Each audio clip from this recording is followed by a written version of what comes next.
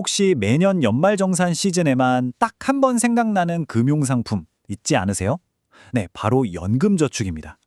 오늘은 그냥 가입만 해놓고 사실상 잊어버린 바로 그 계좌, 여러분의 잠자는 연금에 숨겨진 어마어마한 잠재력을 깨우는 방법에 대해서 이야기해볼까 합니다. 이 질문 한번 스스로에게 던져보세요. 연말정산 때 세액공제 혜택은 꼬박꼬박 잘 챙기고 있는데 정작 내 소중한 노후 자금이 지금 어디서 어떻게 굴러가고 있는지는 잘 모르는 분들 생각보다 정말 많으시죠? 어쩌면 여러분의 미래가 바로 지금 이 순간에도 아주 낮은 수익률에 갇힌 채 그냥 잠만 자고 있을지도 모릅니다. 자, 그래서 오늘은요. 먼저 이 잠자는 연금이 뭐가 문제인지부터 짚어보고 그 다음엔 보험사와 증권사의 결정적인 차이를 알아볼 겁니다. 그리고 아주 놀라운 실제 성공 사례를 통해서 그 해답을 직접 확인하고 마지막으로 이 모든 게 지금 이 시대에 왜 그렇게 중요한지까지 차근차근 함께 파헤쳐 보겠습니다. 자, 그럼 첫 번째 이야기, 잠자는 당신의 연금입니다. 네, 바로 이 지점이 문제입니다. 연말에 세금 몇십만 원 돌려받는다는 그 사실 하나에 만족하고 정작 제일 중요한 수익률에는 무관심해지는 거죠. 이렇게 그냥 방치된 연금은요, 사실상 물가 상승률도 못 따라가는 이자율에 머물면서 실질적인 가치는 오히려 계속 깎여나가고 있을 수 있다는 거예요.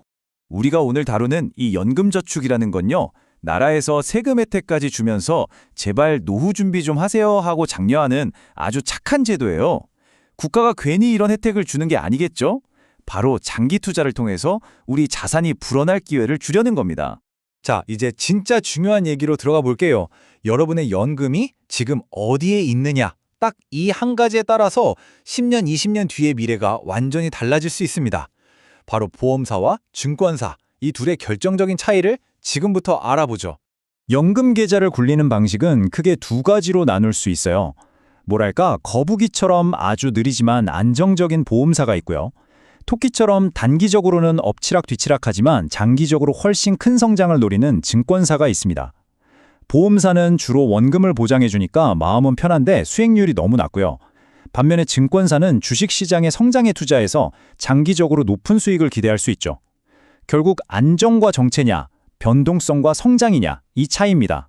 이걸 숫자로 보면 그 차이가 정말 와닿으실 거예요. 보험사 연금의 연평균 수익률이 보통 2%대에 머물 때 증권사 펀드는 시장 상황에 따라 다르지만 연 10%를 넘나드는 수익률을 기록하곤 합니다. 이 작은 차이가 10년, 20년이란 시간과 복리의 마법을 만나면요. 그 결과는 정말 상상을 초월하게 됩니다. 여기서 정말 중요한 포인트가 있어요. 그렇다고 기존에 있던 계좌를 손해보면서 해지하라는 게 절대 아닙니다.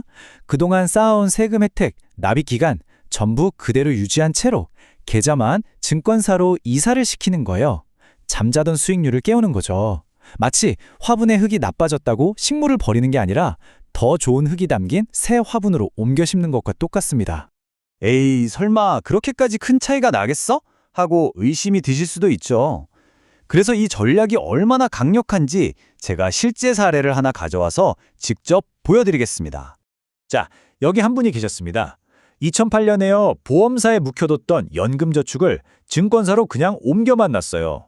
그리고는 바쁘게 살다 보니 사실상 그 계좌의 존재를 거의 잊고 지내셨다고 해요. 정말 별거 아닌 아주 단순한 행동 하나였죠.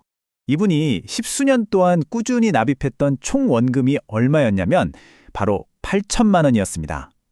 물론 적지 않은 돈이지만 우리 같은 평범한 직장인이 노후를 위해서 충분히 모을 수 있는 아주 현실적인 금액이었죠. 그리고 세월이 흘러서 까맣게 잊고 지내던 어느 날 계좌를 딱 열어봤습니다. 과연 그 8천만 원은 얼마가 되어 있었을까요? 놀라지 마세요. 약 3억 원으로 불어나 있었던 겁니다. 이게 무슨 뜻이냐면요. 내가 냈던 원금 8천만 원을 빼고도 순수하게 벌어들인 수익만 무려 2억 2천만 원이 넘는다는 의미입니다. 특별히 한 것도 없이 그저 계좌를 옮겨두기만 했을 뿐인데 잠자던 돈이 스스로 일어나서 일을 한 정말 놀라운 결과죠. 아니, 그럼 도대체 어떻게 이런 결과가 나왔을까요? 뭔가 특별한 비법이라도 있었을까요?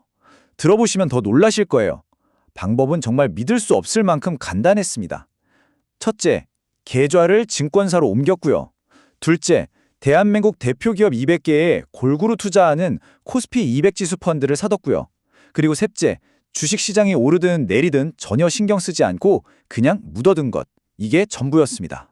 그런데 이 이야기가 단순히 어떤 사람 운 좋게 투자 대박 났다는 그런 이야기일까요? 절대 아닙니다. 이건 그냥 돈 불리는 기술을 넘어서서 지금 우리가 살고 있는 이 시대가 어떻게 변하고 있는지, 그리고 우리가 어떻게 적응하고 생존해야 하는지에 대한 아주 중요한 힌트가 담겨 있어요. 지금은 AI 같은 기술이 세상을 완전히 바꾸고 있잖아요. 이런 시대의 자본, 즉 돈은요, 과거처럼 그냥 안전한 곳에만 머물러 있는 게 아니에요. 미래의 성장을 만들어낼 혁신적인 기업들 쪽으로 엄청나게 흘러 들어갑니다. 그게 바로 주식시장이죠. 예전처럼 안전하게 저축만 하면 된다는 공식이 더는 통하지 않는 이유가 바로 여기에 있습니다.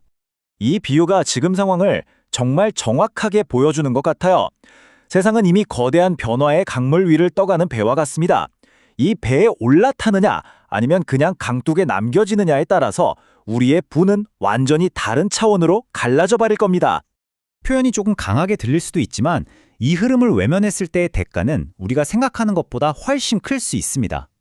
과거의 광식만 고집하면서 이 변화의 물결에 올라타지 못한다면 아무리 열심히 일하고 저축해도 내 자산 가치는 그대로이거나 오히려 뒤처질 수 있다는 이 냉정한 현실을 우리가 이제는 똑바로 봐야 합니다. 그렇다면 우리는 어떻게 해야 할까요? 해답은 의외로 간단합니다.